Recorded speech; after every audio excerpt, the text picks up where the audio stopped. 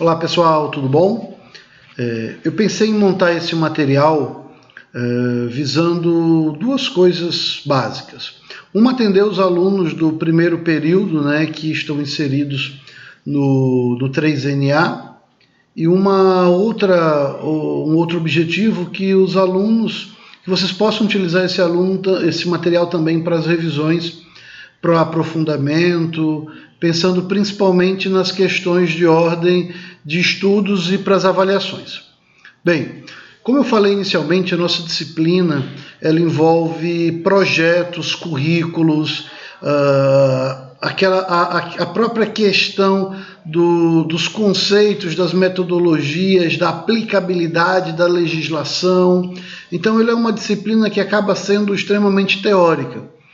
Se por um lado ela é uma disciplina muito importante, porque entender currículo, entender sobre os PCNs, entender sobre projetos, entender sobre a própria legislação e como isso influencia no dia a dia de sala de aula, acaba se tornando, e o meu objetivo é esse principal, fazer uma relação, um aporte muito grande entre teoria e prática, trabalhar essa praxis que envolve um conceito muito bem definido, ou em muitas vezes nós vamos ver um conceito ainda indefinido para algumas situações do cotidiano, e que de repente a disciplina vai abrir os olhos de vocês para alguns entendimentos em relação ao que é um currículo escolar, como se constitui um currículo escolar, para que serve esse currículo.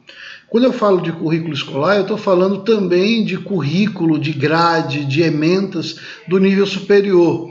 Nós vamos ver que existe uma relação muito próxima entre esse currículo do nível fundamental, do ensino básico, e esse currículo desse ensino superior. Bom, eu sempre gosto de divulgar o pessoal que já paga disciplina comigo há algum tempo. Sabem que eu gosto de divulgar meu e-mail, meu WhatsApp, que é o 996243339. Eu acho que auxilia muito no processo de contato da nossa relação professor e aluno, principalmente para tirar dúvidas, para esclarecer algumas questões de ordem de trabalhos, de avaliação e assim por diante. Então, a primeira coisa que eu queria trabalhar com vocês dentro dessa perspectiva é que o currículo ele pode ter inúmeros conceitos, depende muito do autor, depende muito de quem está escrevendo sobre currículo. Eu trouxe aqui, a princípio, quatro sentidos para currículo, de como esses autores veem o currículo, e vocês vão ver que, no fundo, eles estão dizendo coisas muito parecidas.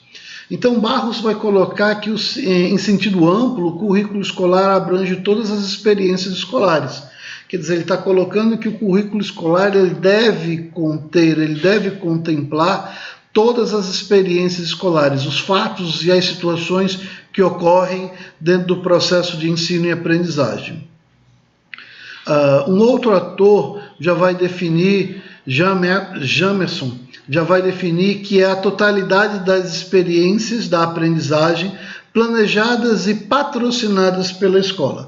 Lógico, totalidade das experiências, quando ele diz planejadas e patrocinadas, esses patrocinadas têm um contexto muito interessante, principalmente a nível de orientação, de seguir um padrão. O patrocínio que ele fala aí não se refere exclusivamente à questão de dinheiro, de patrocínio em dinheiro, mas, na verdade, de planejamentos e ações executadas, pensadas e organizadas pela instituição escolar. Certo? Um outro conceito diz respeito do currículo, que são todas as experiências dos alunos que são aceitas pela escola com responsabilidade própria. Então percebam que os autores voltam a colocar que o currículo não é só um conceito de disciplina ou do que você vai ver naquela disciplina. Ele é muito maior do que isso, ele envolve as experiências acadêmicas, o que os alunos vivenciam no seu dia a dia e principalmente que são regras, não especialmente, mas que são regras escolares que podem auxiliar no processo de orientação do que pode e o que não pode, qual é a responsabilidade, qual é o objetivo da escola, assim por diante. Um outro conceito diz respeito que o currículo envolve todas as atividades através das quais os alunos aprendem. Mais uma vez eu coloco, o currículo engloba esse processo não só de aprender, mas também de ensinar. Quer dizer, ele está falando muito do aluno, mas quando eu digo as atividades que esse aluno vai aprender, eu não falo só do processo de aprendizagem, mas eu também me refiro ao processo de ensino. Ok? Então essas daí são apenas algumas das colocações referentes a currículo, e a gente observa que não tem uma certa ou uma errada. O currículo engloba, de certa forma, todos os processos acadêmicos envolvendo as ações e o dia a dia desses alunos, e a própria relação entre ensino e aprendizagem. Nesse mesmo sentido, num sentido mais restrito, inclusive, o currículo escolar é um conjunto de matérias a serem ministradas em determinado curso ou grau de ensino. Nesse sentido, o currículo abrange outros dois conceitos extremamente importantes. Então, aqui eu já estou sendo muito mais restrito e adentrando já dentro de uma questão conteudista, certo? Conteudista de disciplinas, do que vai ser visto nessas disciplinas, porque falar de currículo ele é amplo, como nós vimos no slide anterior. Então eu tenho dois sentidos para currículo, que são sentidos mais restritos no sentido de específicos. Eu tenho o plano de ensino e o programa de ensino. E aparentemente ele tem a mesma função, ou eles são a mesma coisa, mas nós vamos ver que não. O primeiro que eu queria trabalhar com vocês era o plano de ensino. O plano de ensino diz respeito ao quê? A uma lista de matérias que devem ser ensinadas em cada grau ou ano escolar, com indicação do tempo de cada uma, principalmente se a gente entender que cada disciplina tem uma carga horária, cada disciplina tem um tempo de aulas teóricas ou de aulas presenciais ou semipresenciais. No caso das faculdades, a gente observa muito que algumas disciplinas, alguns módulos, eles não são pagos mais presencialmente, mas eles são pagos virtualmente através de plataformas de EAD. Então, o que é importante aqui, nesse sentido, é entender que esse plano de ensino ele diz respeito à lista de matérias, certo? E quando eu falo de programa de ensino, eu já tenho um outro sentido, que é o conteúdo correspondente a essas matérias, indicando principalmente os objetivos e o que se deseja dessas atividades. É interessante dizer que vocês, a cada semestre, vocês têm tanto um plano de ensino, que são as matérias correspondentes ao período que vocês estão estudando, e vocês também têm um programa de ensino, que são os conteúdos base que essas matérias devem compor. É como se fosse um processo de ementa, são as ementas de uma determinada cadeira, de um determinado módulo, que o professor deve seguir, justamente para que cada professor não trabalhe um tema que muitas vezes é bem abrangente de qualquer forma, né? Trabalhar projetos e currículos, ele tem uma grande vertente de atuação, que eu posso, de acordo com a minha formação, navegar. Então, eu tenho que seguir tanto um plano de ensino, quanto eu tenho que seguir esse programa de ensino, porque é no programa que ele vai definir, que ele vai delimitar que conteúdos devemos utilizar. Seja de forma ampla ou restrita, o currículo escolar abrange as atividades desenvolvidas dentro do ambiente escolar. As atividades educativas escolares correspondem à ideia que existem certos aspectos do crescimento pessoal considerados importantes no âmbito da cultura do grupo, que não poderão ser realizados satisfatoriamente ou que não ocorrerão de forma alguma, a menos que seja fornecida uma ajuda específica, que sejam exercidas atividades de ensino especialmente pensadas para esse fim. Então, o processo de aprendizagem, se ele não tem esse plano de ensino e esse programa de ensino, ele deixaria o aluno à mercê de uma informação que ela poderia ser extremamente diferente entre uma instituição e outra, entre um curso e outro, entre uma série e outra. Então, até mesmo contemplar conteúdos que não deveriam, pelo menos não naquele momento, ou mesmo negar conteúdos que são extremamente importantes para aquele período. Então, seja de forma ampla ou restrita, o currículo escolar abrange todas as atividades, todas as ações que ocorrem dentro da escola.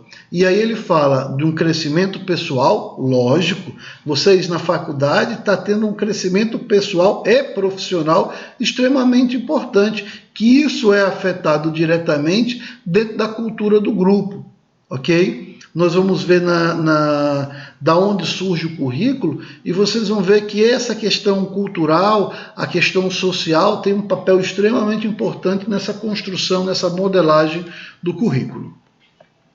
Então, eu posso ainda falando dessa estrutura de currículo, eu posso dizer que a primeira função do currículo, sua razão de ser, é a de explicar o projeto. Que projeto é esse? É o projeto educacional, as intenções e o plano de ação, que preside as atividades educativas escolares. Vocês vão começar a ouvir falar, eu acho que muitos já ouviram falar, na questão do planejamento. O planejamento ele é um item que engloba a função do currículo. O que eu vou ministrar hoje na sala? Qual é o meu objetivo dessa semana? O que eu tenho que tentar atingir? Então tudo isso aí faz parte de um grande projeto que vai delimitar as ações do educador, vai delimitar as ações do professor dentro da sua prática. Um outro ponto que eu marquei como importante, enquanto projeto, o currículo é um guia para os encarregados de seu desenvolvimento, um instrumento útil para orientar a prática pedagógica, uma ajuda para o professor.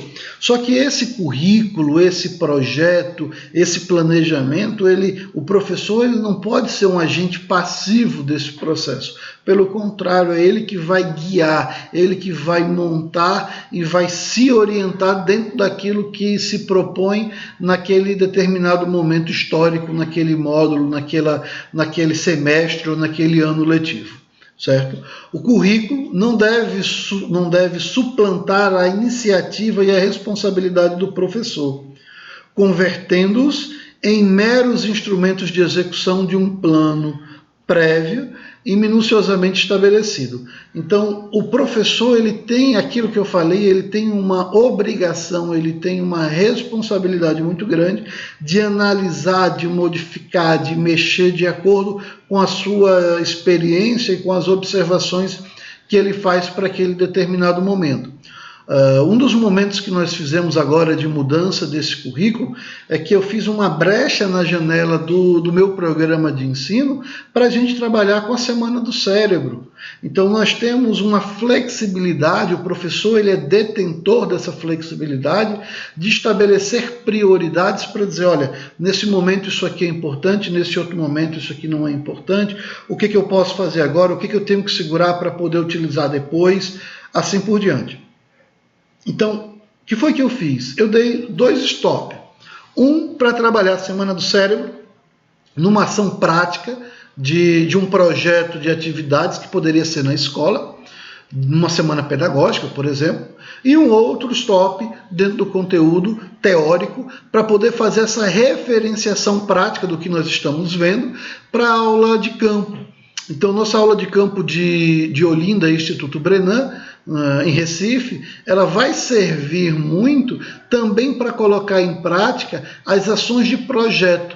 Como desenvolver um projeto de aula de campo, como implementar esse projeto, quais são os cuidados, como fazer o manejo desses alunos em sala de aula, desde a parte de planejamento até a parte da coleta e utilização dessas informações.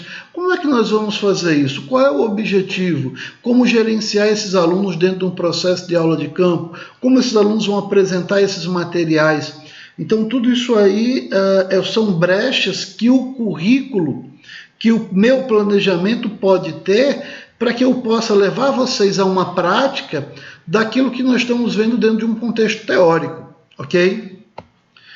Então, o currículo, como o projeto que preside as atividades educativas escolares, define suas intenções e propicia guias de ações adequadas e úteis para os professores, que são diretamente responsáveis por sua execução. Para isso, o currículo proporciona informações concretas sobre o que ensinar, quando ensinar, como ensinar e que, como, quando e o que nós vamos avaliar. Então, eu acho que esses dois pontos são muito importantes e levou a uma discussão muito interessante.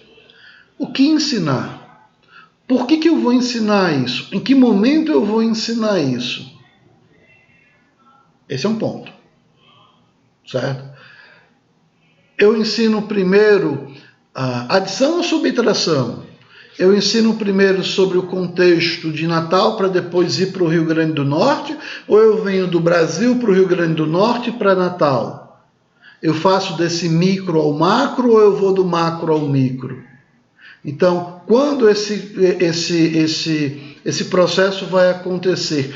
Como eu vou utilizar? Que metodologias eu vou utilizar para ensinar um conteúdo específico ou mesmo para ensinar o que eu estou fazendo com vocês agora? Eu preciso planejar uma metodologia. Eu tenho que saber o que vem antes, o que vem, quais são conhecimentos prévios, quais são os conhecimentos intermediários para planejar os conhecimentos futuros. Eu tenho que saber em que momento eu vou inserir cada exemplo que eu estou trazendo para vocês, mas eu tenho que pensar também que metodologias eu vou estar utilizando para esse processo.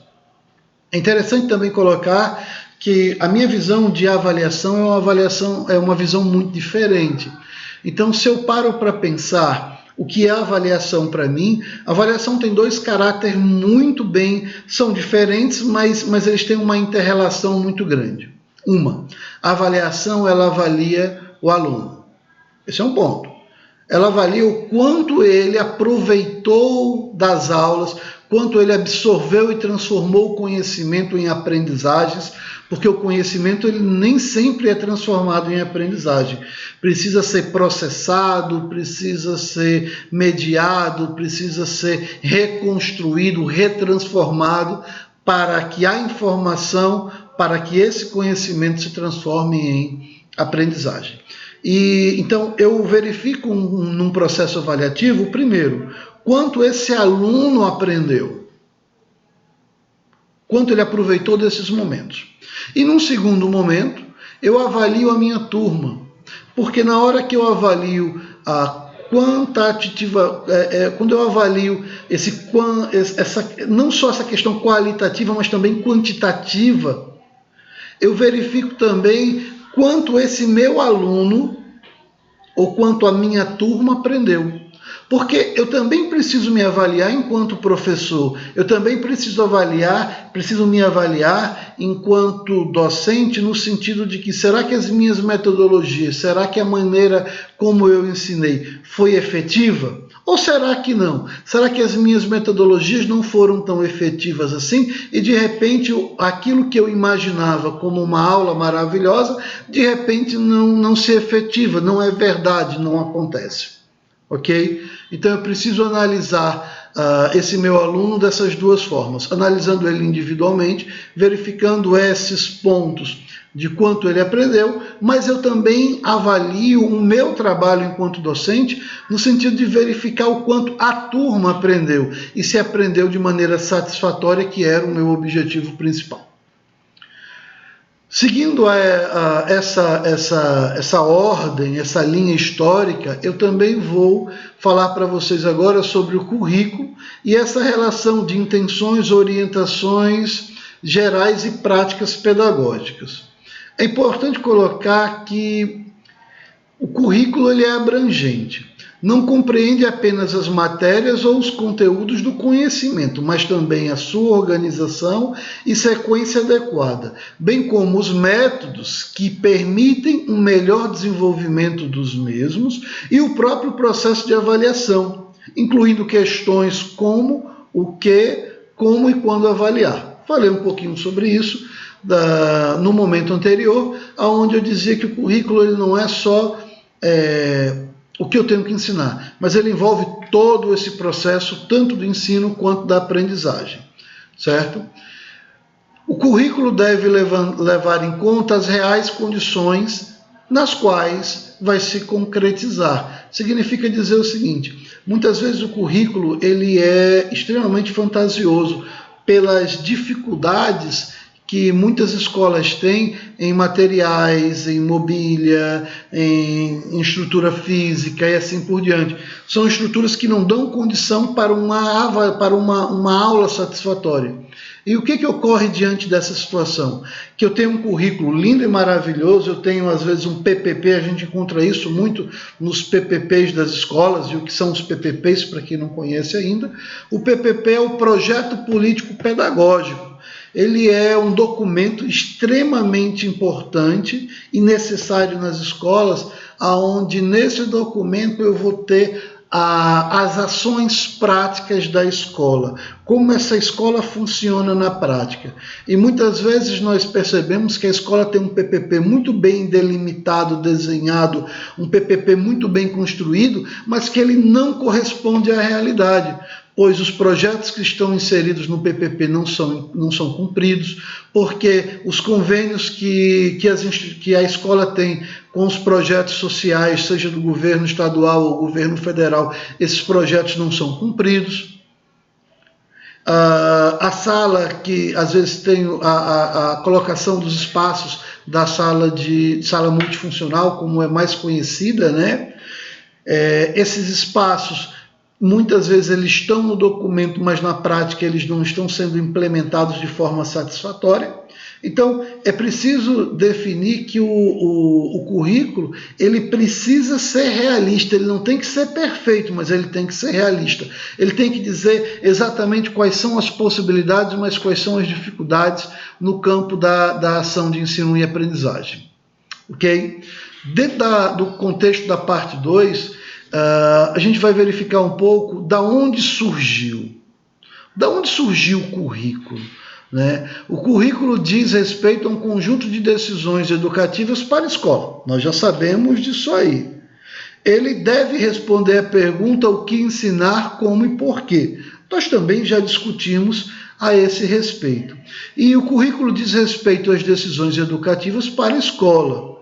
Chama-se mediado por problemas institucionais. Por conseguinte, reflete sempre as circunstâncias históricas e a problemática, como eu gosto de dizer, escolares. Então, é muito importante colocar para vocês que esse currículo ele não é perfeito, é aquilo que eu dizia anteriormente, ele deve ser realista, mas não perfeito. E a gente encontra aí que a origem ainda desse termo, né, que o currículo é parte importante da organização escolar e faz parte do projeto político pedagógico. Falei também sobre o PPP das escolas. Por isso, ele deve ser pensado e refletido pelos sujeitos em interação com esse processo. Muitas vezes esse currículo ele vem de cima para baixo, ele é implementado, mas os agentes, as pessoas que estão envolvidas no dia a dia, eles não fazem parte desse projeto e por isso eles não vivenciam essa construção. E aí nós vamos entrar nessa origem e eu vou trazer três origens que são mais... Existem várias teorias para a construção do currículo. Eu vou trazer as teorias tradicionais, críticas e pós-críticas nesse momento. Quando eu estou trazendo a teoria tradicional, é importante colocar que essa teoria ela foi extremamente influenciada pelo modelo americano até 1980. Certo? E é interessante que a questão do currículo nesse período ele envolvia uma transferência de como funcionava o currículo nos Estados Unidos nessa época e transferiram isso para o Brasil fazendo adaptações. O Brasil não desenvolveu uma proposta de currículo. Inicialmente ele foi fortemente influenciado pelo modelo americano que já estava implementado lá, sem levar muito em consideração que nós vivemos numa realidade muito diferente da realidade americana. E o currículo ele vinha numa proposta, né, de proporcionar uma educação geral e acadêmica à população em geral. O currículo era uma questão de organização e ocorria de forma mecânica e burocrática. Muito parecido, quem já viu aquele filme Tempos Modernos, né, do Chaplin, a gente compara muito que essa educação mecânica e burocrática era onde eu tinha um professor que ensinava e os alunos que eram meros depositários de conhecimento, como de certa forma fala o Paulo Freire, né, em educação bancária. Então a tarefa dos especialistas em currículos consistia em fazer um levantamento das habilidades e em desenvolver currículos que permitissem que essas habilidades forem desenvolvidas. E finalmente em planejar e elaborar instrumentos de mediação para dizer com precisão se elas foram ou não aprendidas, que são as avaliações antigamente. Então nós tínhamos uma demanda para as empresas, para as indústrias, nesse período, que era muito forte. Então, o currículo tinha um objetivo: preparar o aluno para o mercado de trabalho. Para que, é muito comum que antigamente se falava assim: concluiu o ensino médio, estava empregado. Por quê? Porque se pensava nessas habilidades muito voltadas para esse trabalho mais braçal, mais mecânico, né, nas indústrias, nas fábricas, nas lojas. Antigamente o currículo não privilegiava o pensamento, a criticidade, a maneira de pensar. Não, o currículo ele envolvia uma ação extremamente mecânica e burocrática. A partir de 1960, aí nós já temos uma versão que começa a ser pensada já não mais numa teoria tradicional, né, de que o ensino deve ser mecânico e burocrático. Para começar, mesmo em 1960, percebam que são 20 anos de diferença para o fim dessa teoria tradicional e o início de uma teoria crítica, aonde surgiam alguns questionamentos sobre pensamentos e a estrutura tradicional do currículo. E aí você trazia alguns filósofos que eles questionavam, não só a nível de Brasil, mas era um período que se questionava isso a nível mundial, que dizia que em uma breve referência à educação e seus estudos, sustentou que a escola é uma forma utilizada pelo capitalismo para manter sua ideologia, pois atinge toda a população por um período prolongado de tempo.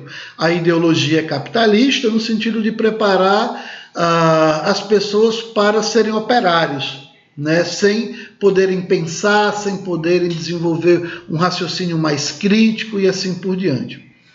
Pelo currículo, a ideologia dominante transmite seus princípios por meio das disciplinas e conteúdos que reproduzem seus interesses e fazem com que as crianças, né, de famílias menos favorecidas saiam das escolas antes de chegarem a aprender as habilidades próprias das classes dominantes.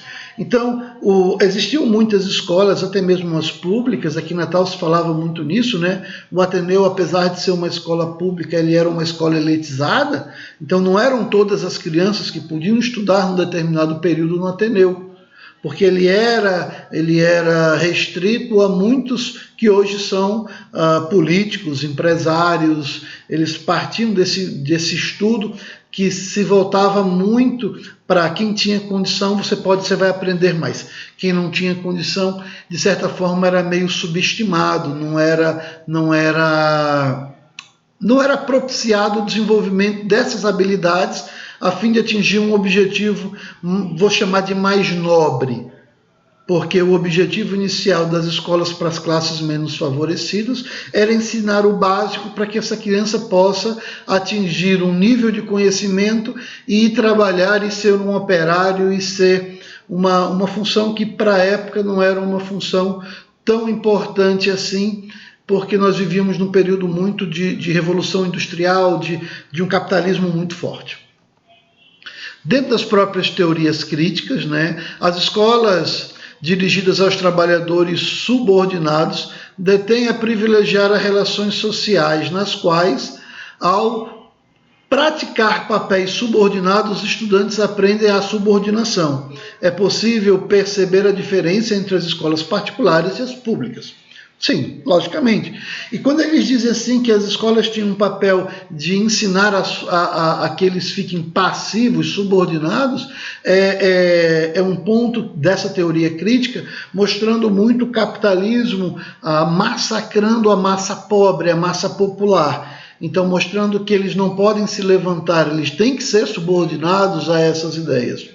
Né? A diferença entre essa escola particular e a pública, onde hoje a gente ainda vê muito isso, né? É muito comum a gente perceber que os alunos saem da educação infantil nas escolas particulares, quase 90% deles já saem lendo.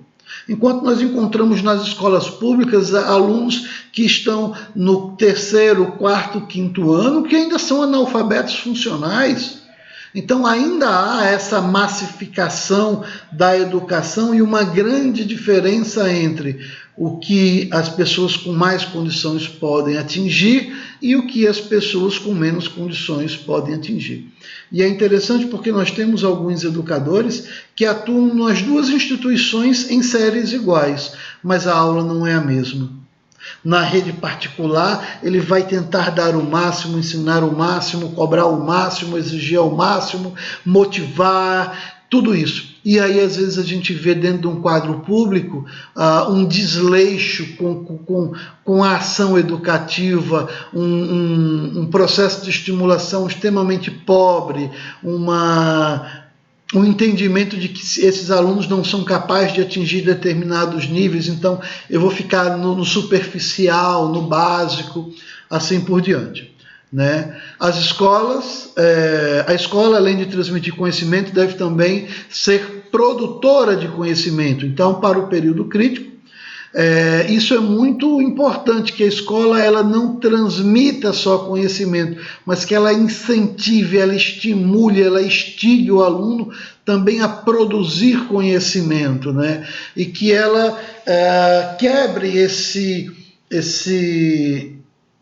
essa influência tão poderosa do capitalismo no processo de aprendizagem, e que o professor questione esse processo. O professor tem que ensinar o aluno a ser um questionador, a não baixar a cabeça para a classe dominante em relação às classes menos favorecidas, que isso aconteceu durante um longo período.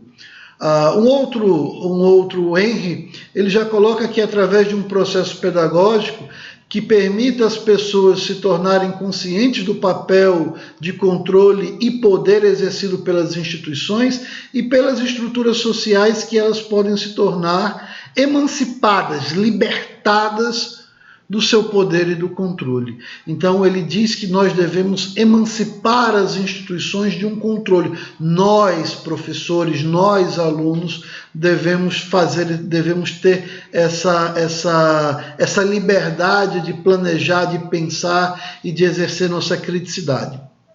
Os professores possuem responsabilidade no sentido de serem pessoas atuantes nesse processo, permitindo e instigando o aluno a participar e questionar, bem como propor questões para que reflitam. Os estudantes devem ter seu espaço para serem ouvidos e suas ideias serem consideradas. É o famoso diálogo, é a reflexão entre a ação não só de ensino e nem só de aprendizagem, mas dessa relação de ensino e aprendizagem. Isso é o que pregava as teorias críticas. As teorias pós-críticas, eu vou deixar para conversar com vocês em sala de aula sobre isso aí. Nós temos um texto que foi disponibilizado no portal da Nassau, que ele é muito importante para que vocês possam ler e refletir mais sobre um pouco do que nós falamos nesses minutos, tá bom? Bons estudos para vocês e até semana que vem, né? Até essa semana, até o nosso momento presencial. Valeu, um grande abraço.